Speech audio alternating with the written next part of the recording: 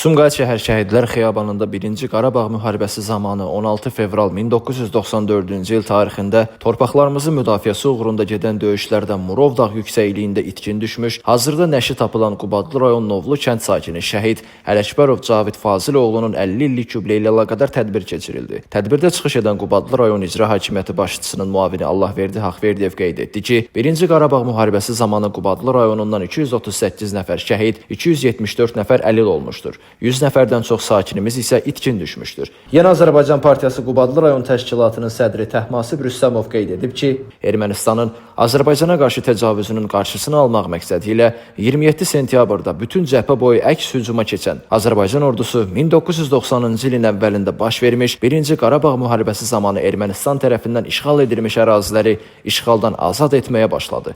Vətən müharibəsi nəticəsində düşmən tapdağı altında olan torpaqlarımız 44 gün ərzində işğaldan azad edildi. Digər çıxış edənlər şəhidimizlə bağlı öz xatirələrini bölüşərək qeyd etdilər ki, şəhid ailələri həmişə dövlət tərəfindən diqqət mərkəzində olmuşdur. Şəhid ailələrinin sosial müdafiəsinin gücləndirilməsi, mənzil məişət şəraitinin yaxşılaşdırılmasına yönəlmiş tədbirlər bunun bariz nümunəsidir. Sonda şəhidin qardaşı oğlu Turqud Ələkbərov göstərdikləri diqqət və qayğıya görə Ali Baş Komandan Prezident İlham Əliyevə, 1-ci vitse-prezident Mehriban xanım Əliyevaya minnətdarlığını bildirdi. Bildirək ki, Ələkbərov Cavid Faziloğlu 1975-ci il aprelin 25-də Zəngəzur mahallı Qubadlı rayonunun Novlu kəndində anadan olmuşdur. Son döyüşü 1994-cü il fevralın 16-sında Murov dağ yüksəkliyində olub. Xalqımızın igid oğlu Cavid Ələkbərov da həmin döyüşdə itkin düşmüşdür. Subay idi. Allah bütün şəhidlərimizə rəhmət eləsin.